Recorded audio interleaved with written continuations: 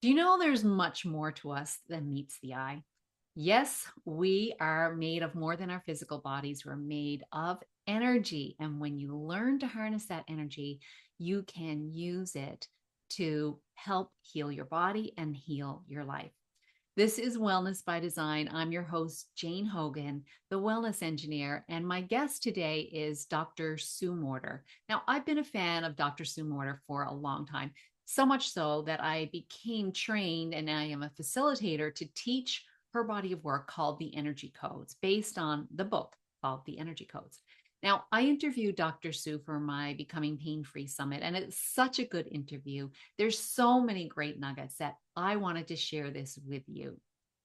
So, you're really going to love this. You're going to learn about our biofield, how it's so much bigger than just our physical body, how to harness it, and make sure you stay tuned for a great breathwork practice that Dr. Sue teaches us to help get that energy flowing so that you can heal your life.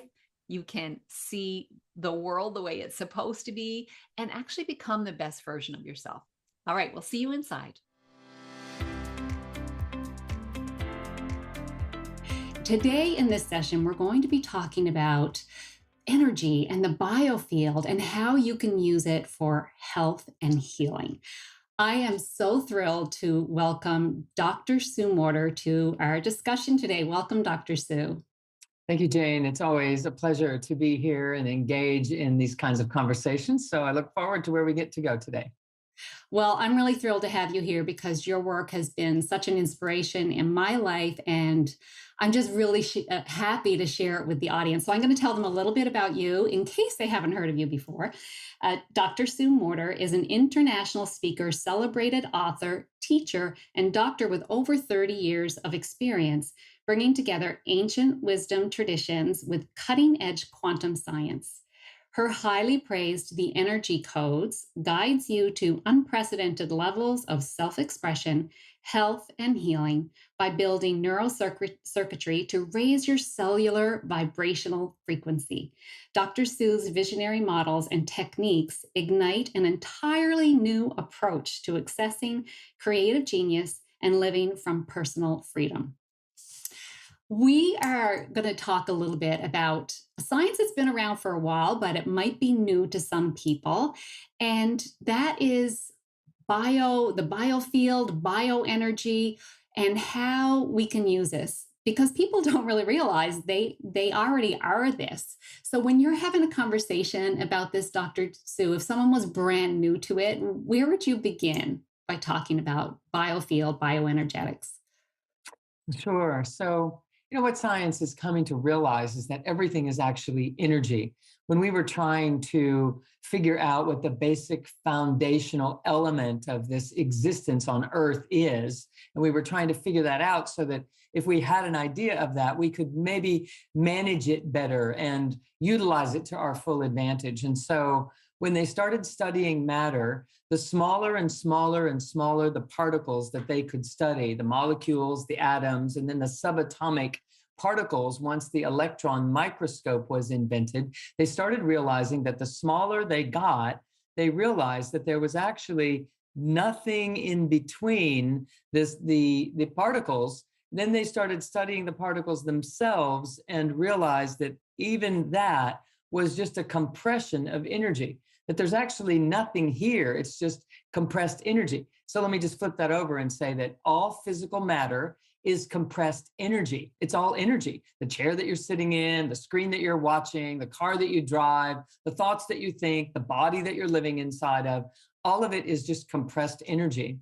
And so that started to change a lot of our understanding about what form is and who we are and how health could happen and what differences we could make, because we know that energy is never created or destroyed. It's just changed into different forms. It's changed into different presentations. And so if we have a form that isn't functioning right, that we could energetically learn to shift the energy with our own consciousness, and that we could actually have an effect on our own ability to heal. And this was transformational when it came to someone trying to heal some longstanding injury or become pain-free or whatever the case may be. It also was applicable in many other areas of life, but it became, very significant for those who were really wanting to have a change happen in their physical world, to realize that we could move the energy differently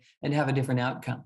So, so the biofield is just bioenergetics. Just mean that energy that applies to the whole of the world and the whole of the universe as it applies to the human body. It's called the biofield. So the energy fields that are creating this human system. Actually, I can show you an image. Let me just show you a picture that I think will help a lot.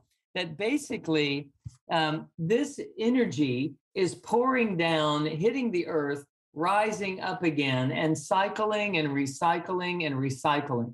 And this energy field that is recycling is constantly being replenished, and it's constantly rising up as it hits the earth, rising up and recycling and recycling. And it has the opportunity to heal and to change and to flush and to replenish and rejuvenate, all the while, all the time. It has the opportunity to be doing that. But if we don't know how to facilitate that process, then it kind of gets stuck in a pattern like this, where it's descending and hitting the earth and rising up through this system. And it's going around all of the issues and unresolvedness that we have inside of our emotional states and our physical injuries, et cetera. And it creates a wobble. And that wobble creates a distortion in the energy field. And that distortion continues to have an influence on our system. So we're affecting it and it's affecting us, and it's happening back and forth all the time. So this is what we're made of. It's this flowing stream of energy. And that energy is either flowing in a way that's allowing us to heal, or it's flowing in a way that is maintaining inflammation and pain patterns and lethargy and lack of vital force and an inability to think straight or an inability to sleep well. It's everything.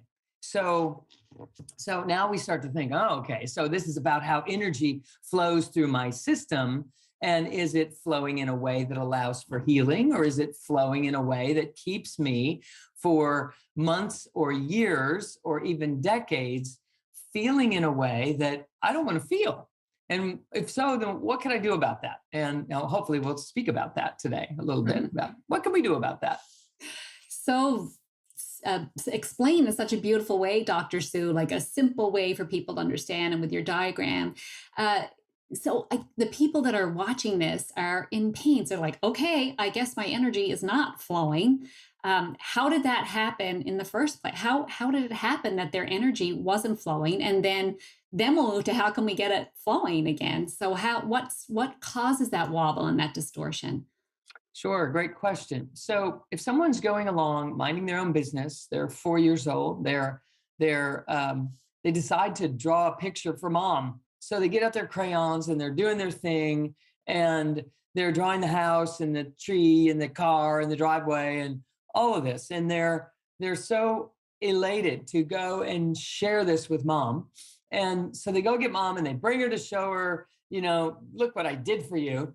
And their heart's wide open and they're just all about, so proud and sharing this gift. And mom looks at it, and instead of like being delighted and happy and loving you back, there is a scream because you drew it on the dining room wall instead of on a piece of paper. Okay. So the 4-year-old is like, it was there. That's what I've used. And the mom is afraid, or is freaked out, is angry, upset. And so now the 4-year-old is like, I'm never going to, this is all happening at a subconscious level, I'm never going to open-heartedly create and express myself and my vulnerability and just go out there and give it all I have, because, you get nailed as a byproduct of that. And so you get disappointed, or you disappoint someone that you care about, or all of this happens, and it goes into the subconscious, and it starts shutting down circuits in our system that are designed to keep this energy flowing properly. And now there is one of these being created, one of these dark bars that you see here. It's not really a dark bar in your system. It's just indicating circuits being shut down. So think of it like if you were to go to the circuit box in your house, the breaker box, and start throwing some of those breaker switches off, what would happen in that moment is, certain circuitry would just get shut down. And the same thing happens in our system on an energetic level, on a neurologic level, based on memory patterns and the amygdala and hippocampus and the conscious and subconscious areas of the brain that are all supposed to be working in synchrony. They start shutting doors and basically saying, danger, not going back there. So now when that person is 25 years old and their boss is asking them to come up with a creative solution to something, that part of their brain is like, I don't do that, because you get nailed when you express your creativity. And so that not only can shut someone down on a functional level, it can also shut us down in areas of the body that are specifically related in terms of our expressing ourselves and going for it and taking an action. So that person literally could end up with pain patterns or weaknesses in the body along the area of their neck, their low back, their sensations of being supported in the world, or being free to speak their truth, or to come forward in some way. And so it's also very interrelated, and that's kind of what the biofield is teaching us, is the relationship between physical pain patterns, emotional states, psychological conclusions that we've drawn, things that we've suppressed or kind of stepped around. And there's such an intricate relationship there that so many people don't realize, that once we do realize it and we do understand those connections, we can start flipping those breaker switches back on and having a system begin to flow like this again, rather than flowing, like this alternative version. Flow like it's supposed to flow. So I know we've talked about how everything is energy. And then I find it really interesting in your work, you say that our life is a reflection of our energy. And so what exactly do you mean by that? We talked about it a little bit, but people might think, well, I didn't really bring this on. I didn't bring this pain on, but yet it's a reflection of our energy. So yeah, let's unpack that a little bit. Yeah. So Jane, it's about life on the subconscious level. Our subconscious is actually driving our lives. It's determining how much pain we're in, how much freedom we're experiencing. It is determining how free we feel to express ourselves, or to love, or to be loved, or to be successful or not. It's all at the subconscious level. Otherwise, we would all decide to be healthy and wealthy and, I don't know, living on an island somewhere, walking on the beach every day, and it would happen. And so if that's not happening, if that's what somebody wanted and it wasn't happening, whatever it is that someone desires, if it is not happening, it's not because of the conscious mind. It's because of information that is kind of locked in at a subconscious level. I actually think I have another little image here that I could show that might be helpful for us to understand what I'm referring to. And so I do. Here it is. So this conscious mind is up above this line. Our subconscious is below this line. And as long as there's a doorway open there, what we think about can come about in our bodies and in our lives, because we're constantly creating our life experience. And if this door slams shut, we can think that we want something to be a certain way. But if at the subconscious level, it isn't, that same message isn't getting through, then subconsciously we're still responding to whatever message did come through before this doorway slammed shut. And if that message happened to be, fight or flight, an anger situation, an upset situation, if it happened to be something that was of danger, we could still be responding to that danger message, even if the danger is gone. And so years, decades later, an individual could start to feel exhausted, start to wear things out, because internally, subconsciously, their system is still running from the bear, fighting the bear, etc., to a degree that it's unable to sense and feel that the bear is gone.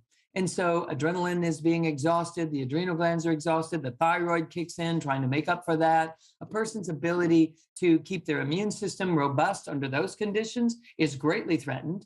And so now they're vulnerable, they're susceptible, they're not healing the way that they should, and they can't put the pieces together because that doorway could have slammed shut based on something that happened years prior.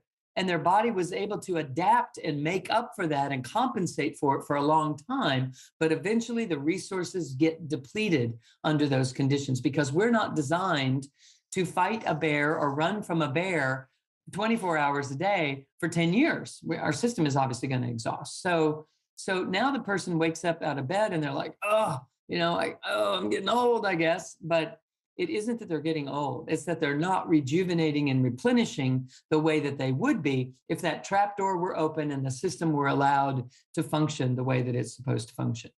So we don't directly decide, I want to suffer, I want to have back pain, I want to have headaches, I want to have an immune disorder.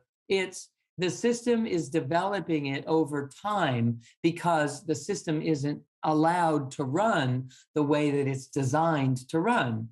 And so there are things that we can do to get the trapdoor open and get the energy flowing again and become self-healing and self-rejuvenating and replenishing again and create a biofield that is chemically balanced and that is nurturing and supporting a healing and strong immune environment. And people just need to learn how to do that. And that's what the beauty of our world right now is kind of bringing to us. More people are leaning in and listening to, how can I be strong and how can I be healthy no matter what's going on in the world and no matter what new bug is going to show up next year and so forth. And this is what we're here to awaken to. We're here to realize there's much more going on here than we might have ever realized. We have much more empowerment to do something about our health and vitality than perhaps we were ever raised knowing. I happen to have been raised in an environment where this was the conversation. And so, I've never taken an antibiotic for it to heal something. I know how the body can heal itself. And so that's what I love teaching people how to do. So I love all of that. So the trap door ends up getting closed because of situations that put us in that fear state, and then it stays closed. That's correct? yes, we're designed to rise to the occasion if there's an emergency. And when the emergency's over, we're supposed to come back down out of that. But if there are too many emergencies in our lives all at one time, that's what has that slamming shut of the trap door effect. Too many stresses, like there's too much going on at work. There's, an argument happening at home. I can't get my kids to understand the value of I don't know, doing their homework or the value of staying away from drugs or whatever might be combining. And then I'm driving to the grocery store and somebody rear ends me at the stoplight. Boom, boom, boom, boom, boom, boom. Like one too many things all at the same time. Too many bears. That information coming into the system all at once has this short-circuiting effect on the relationship between the conscious and the subconscious, two different areas of the brain. Now they're not talking to each other anymore. There's a door that slams shut between them. And now we can get home from that accident, get to the grocery store, get home. We can be the weekend and we're not having to work and the kids are home and everybody seems to be at peace. But yet the system is still locked in. And the last message that got through before the trapdoor slammed shut was one too many bears. And so this person can't relax, even though it's a great opportunity to enjoy herself or himself. And they're uptight, they're rigid, they're not sleeping well, because if a bear is in the room with you, which your body is thinking that it is, falling into a deep, restful sleep is the last thing that it's going to do. It's going to stay on top of things, one eye open, checking out every noise, every sound, up immediately, because it could be the bear. And so we get into these scenarios and we don't even realize how they're happening. And they happen, and it's very real. And this slamming shut of the trapdoor can occur, and it can remain slammed shut for decades, and a person not even know it because they were strong and they could do this, they could get away with things. And over time, it just starts, using up the savings account before you really realize that you were spending all that money. You just got used to it, right? It's like that. All right, I want to get to the hope part and how people can get out of it, but just let's link back to, okay, this is going on. The trap door gets shut.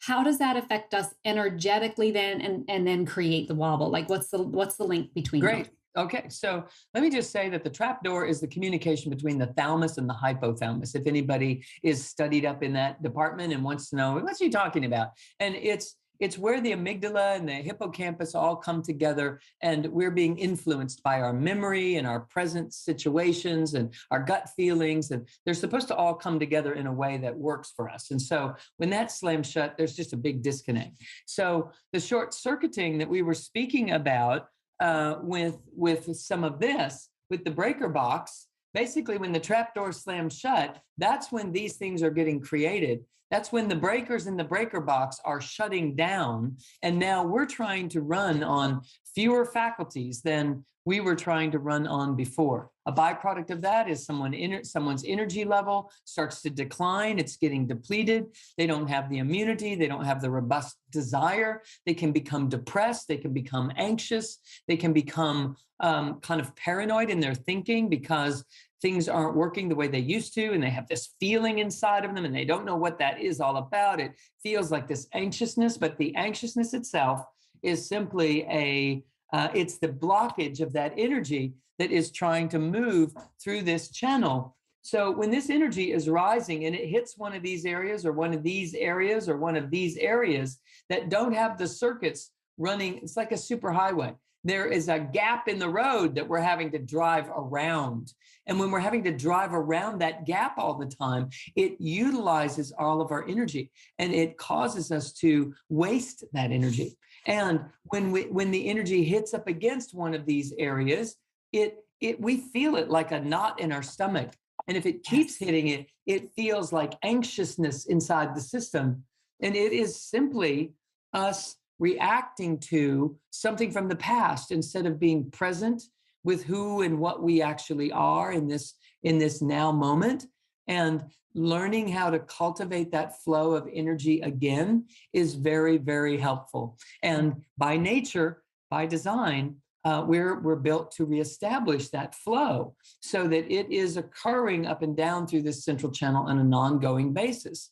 And so we do things like a central channel breath, we meditate, we learn how to breathe in the belly, we drop down in. And by doing these things, we're starting to stabilize the system and concentrate that energy again so that it can run up and down, ascend and descend through the body so that it can recreate that field of flow that the biofield is in such a fashion that it represents healing and wholeness instead of a distorted reality. Because inside of this distorted energy field, this person looks out through that and they see a world that doesn't care, opportunities that don't exist for them. It starts to shut down their hope and their inspiration because they're seeing it in an altered way. They literally can't see the possibilities because they're in a distorted reality, and they always do worst case scenarios. They always think that it's not going to work in their favor, so they don't even try, or those kinds of scenarios unfold. And can lead to even illnesses. I mean, from what I've seen and I've heard so many of the speakers on the summit talk about stress being like the underlying cause of so many illnesses and pain. And it makes total sense with what you're saying, because stress then will distort that bioenergy field. And then, it might start off as a lump in the throat, but then it might turn into full on neck pain that's chronic and doesn't go away. So let's talk about, there's hope, of course. And what I love about the work that you're doing is that it's very empowering for people because the work is for them to do. No one else can do it, right? They've got to do it. So foundational to your work is this getting this energy flowing through the channel again. And so can we go through a little experience of that for the audience? Absolutely. You mentioned stress, and this is a picture of stress. That's what stress is. We actually create the stress, whether we realize it or not, by the reactions that we have to the things that occur. It isn't what happens in our lives that is the stress. It's how we respond to it that creates the stress that will either allow us to be strong and healthy or that will take us out of the game. And so by building this central channel continuity, we build an ability to respond to what happens, no matter what happens, with grace, with ease, with strength, with an inherent knowing that we're okay, we're fine. No matter what it is that's happening out there, we're fine. And so it's kind of hard to get to that feeling in this sort of disrupted, distorted, configuration. And so we're going to central channel breathe right up and down here right now. We're going to just start breathing in this way, and it starts to create an intention, and the energies begin to follow that. And it starts to carve a pathway. Instead of going around all this, it starts to build some new pathways of orientation. It's a way to begin.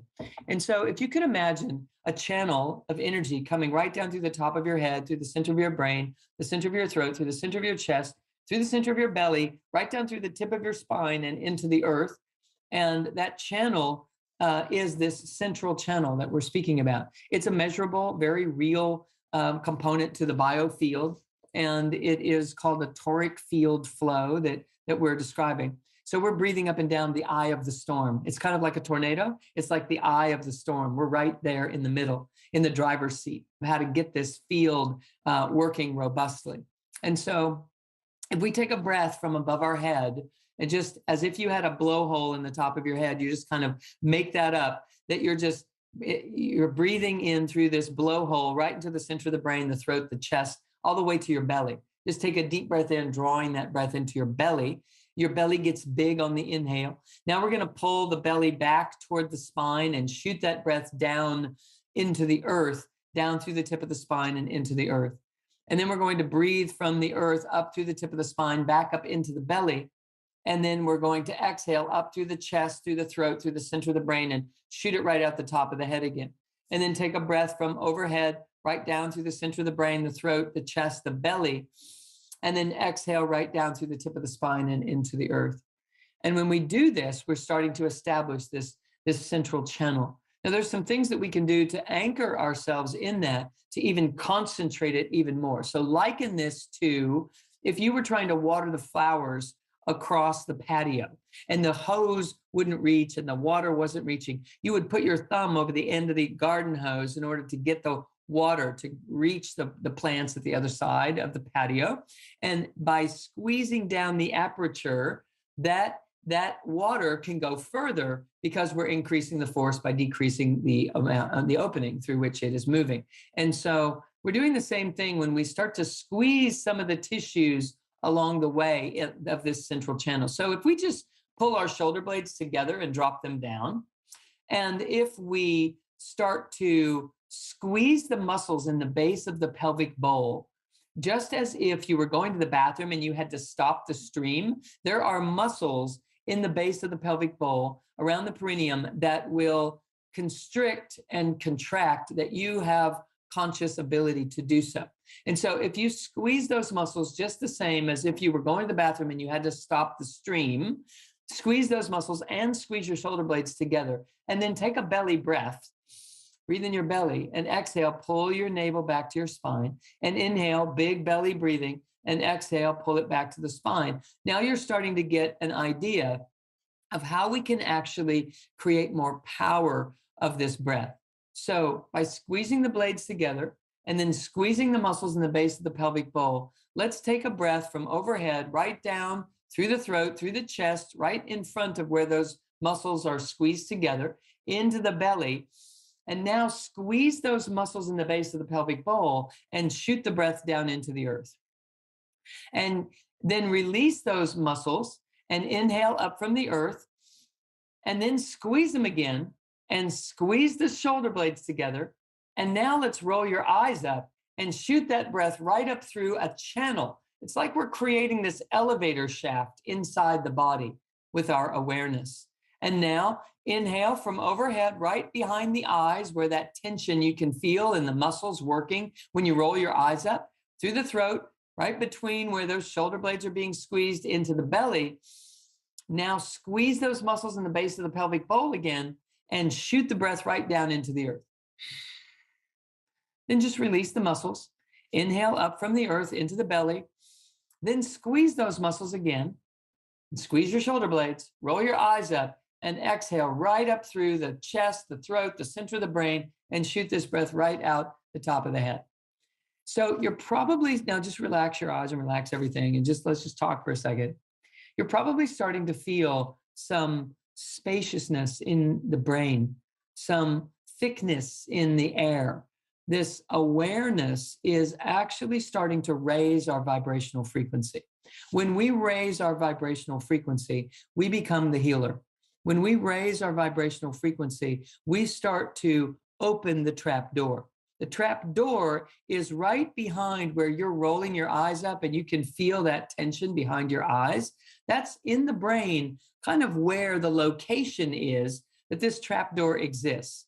And so when we can concentrate by contracting these muscles and breathing up and down through the central channel in this sort of way, we start to create a raised concentration of energy in our core.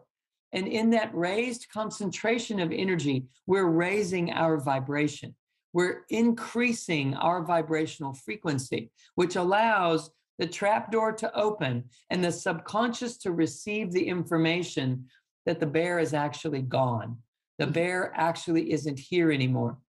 Perhaps for the first time that it has been aware of such a thing in a decade or more in someone's life. And so by breathing up and down through this central channel, we initiate a process that allows for this superhighway to start building some bridges where these gaps in the road are based on past experiences where we shut down. If your father ever yelled at you, if a teacher ever ridiculed you, if someone on the playground ever nailed you, if a boss ever had something negative to say about you in a meeting, if a spouse was demeaning to you or a child was disrespectful to you, no matter what it is, these things have the capacity until we start to raise our vibration to a degree that we can see from a totally different level of consciousness. Until that happens, we've been at the effect of our outer environment, and it shuts down these parts of who we are and creates a lack of healing in the body. And so we're here to change that. And so we're here to learn how to raise our vibration, how to activate the energy centers of our system, the levels of consciousness that we are meant to be tapping so that we're creators and healers instead of reactors and survivors. And as a byproduct of that, lots of things change in our lives. So good, so good. And that was fantastic. This central channel breathing practice, a little introduction to it. And I know from my own life and from many other people I've taught it to as well, it's very, very powerful. But your work, the energy codes, this is like one tool. You've got many tools that help people switch from that side of being in reactive mode all the time to being creators of their life. So do you want to touch on any of that a little bit? Just give people a little introduction to the energy codes?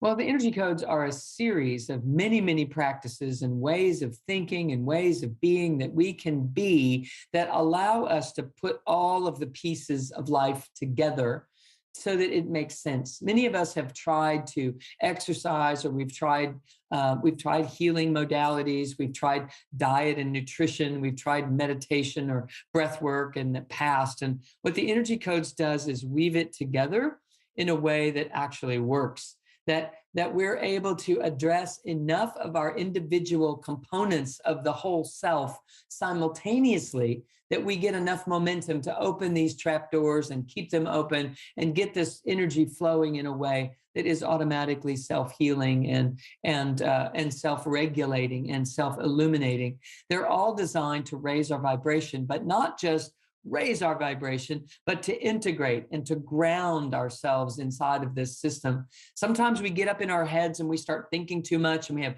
too many good ideas and we start all kinds of projects and we don't really land them. And they never really become anything.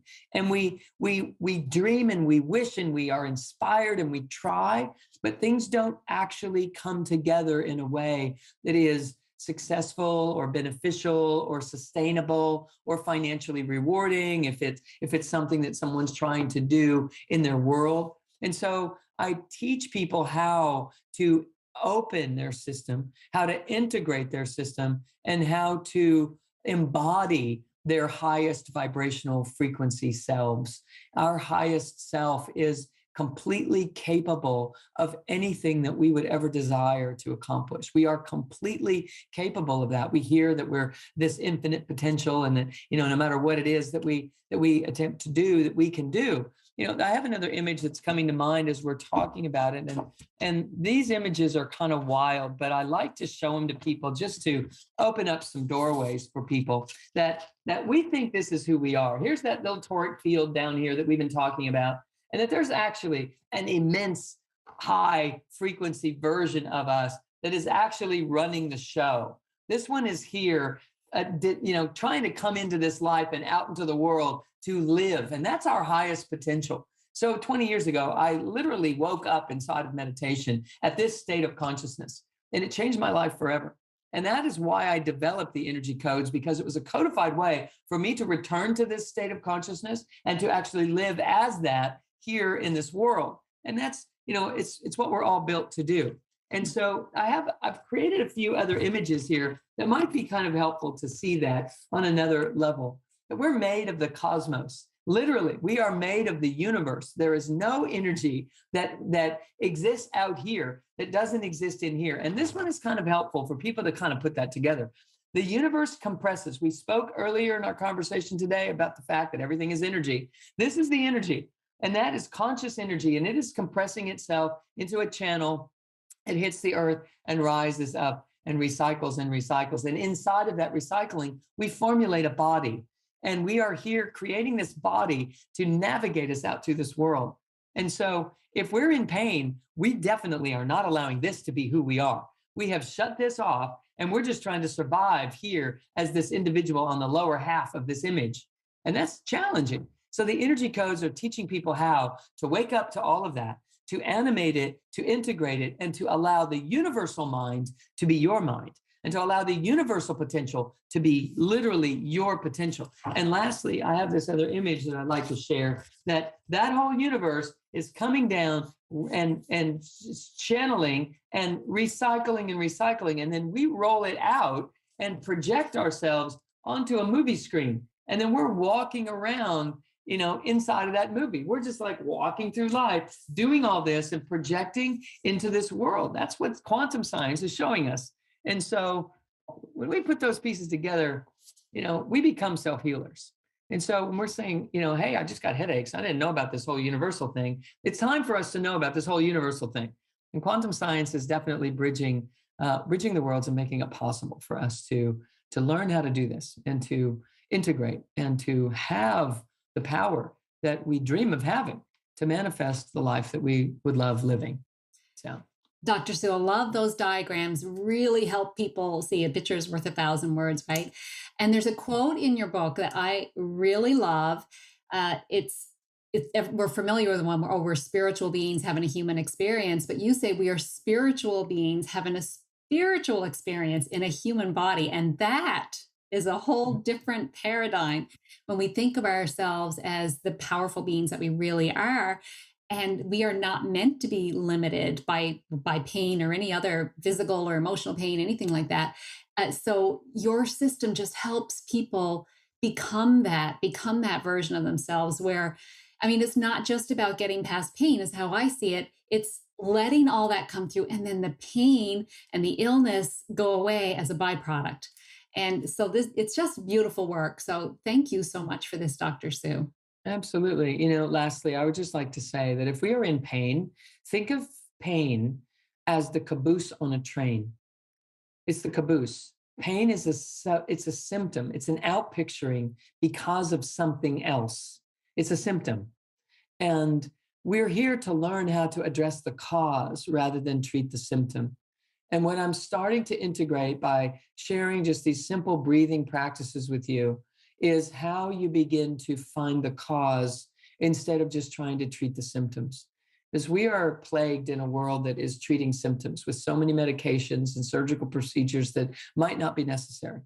And I've spent, my career as a doctor in a clinic helping people to come off of those externalized ideas and to return to their own true ability to heal. And so now in the workshops that I teach online and teach in person, I'm showing people how to be proactive, to go forward on the train toward the engine and work there so that wherever that caboose ends up, it's because we consciously and intentionally were able to take it into a pain-free environment so that we're truly living the life that we were intended to be living. So. And Dr. Sue, you've got students all over the world, like 95 countries or more around the world. And you've seen what kinds of healing stories or healing experiences have you seen in people? Oh my goodness. In the last 35 years, close to 40 years, I've pretty much seen it all. I've had all sorts of people that were scheduled for surgeries the next week, be able to prevent them from spinal surgeries to surgeries of organs and glands that they needed to have some intervention. And we were able to deliver intervention beforehand, and they never had to have the surgeries. We've had people that were in wheelchairs, that had been in wheelchairs for decades, to step up out of them and begin to have a life again, simply by turning on the circuits of their system. From migraine headaches, myself, I healed the scoliosis myself with these practices, which is a curvature in the spine. People that have long-standing injuries from automobile accidents or falling off of a ladder that they've never been the same for 20 years since that happened, be able to reactivate and replenish and rejuvenate and get the body to finally take care of that. But if the body wasn't in a healing mode, if it was in an emergency fight or flight mode with that trapdoor slammed shut, the body was never trying to heal. So it wasn't that it couldn't heal, it didn't realize it was supposed to be healing something. If you think about fight or flight versus healing, it's two sides of a coin. You're on one or the other. And so if you're trying to fight the bear or run from the bear, your body is not trying to heal. It needs that energy to run from the bear. And so it's not spending energy healing.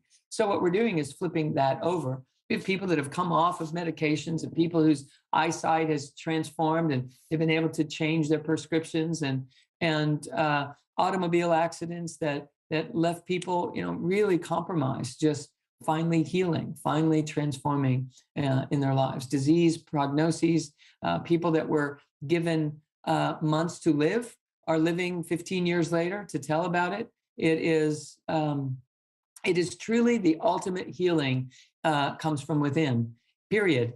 And if someone's been unable to heal from natural means, it usually is because the trapdoor is slammed shut and they just haven't been able to approach things in such a fashion that were enough angles at the same time to get the trapdoor open. And so we have the ability to tie those pieces together, and everyone has the ability to heal. So So good, Dr. Sue. Okay, we're coming to the end now. Is there anything that we haven't talked about yet that you really want to make sure the audience hears from you before we go up? What just popped into my mind right there is that also mental and emotional issues that were not just physical issues, that depression, anxiety, and feelings of isolation and feelings of, lethargy or just not being inspired and feeling like stymied and frozen in life have also been huge things that people have responded to. And it's important that I mention that as well. Lastly, I would just like to say, there's nothing broken. You're not broken. Just because you're in pain, you're not broken. There's nothing missing. There is nothing wrong. It's simply that the system isn't communicating and connecting and integrating. And if you can get yourself into a study of that, it's absolutely the best thing that you can ever do, is to turn on these circuits again and allow your body to self-heal. We were built to heal ourselves. And if it's not happening, there's a reason. And it's not that something's wrong. It's that connections. It's a circuitry issue. The connections in the circuitry have simply been shut down or have never been encouraged to fire into this healing mode. And we have the ability to do that. And so I just want people to know that that no one gets left behind. Everyone has the ability. Such a great message, Dr. Sue. Where Yes. can people find out more about you and follow you? Oh, I'm pretty easy to find. drsuemorter.com. Is it's Morter, so it's DRSUE, Morter. And you can find me on social media. You can find me at the website. There's lots of courses that I offer in all sorts of ways that people can plug in and start to get a feel for how they too can begin to heal. So, Ah, fantastic. Thank you so much for the beautiful work that you're doing in the world and giving people so much hope and helping them heal. And thank you so much for being part of this summit, Dr. Sue. I just so appreciate you doing this. absolutely, it's been my real pleasure. Anytime. And thank you to the audience for your attention, for showing up today, and for taking in and doing these practices. And maybe you'll explore a little bit further to see how and understand how you actually can become your own healer. And then eventually work your way to becoming pain free.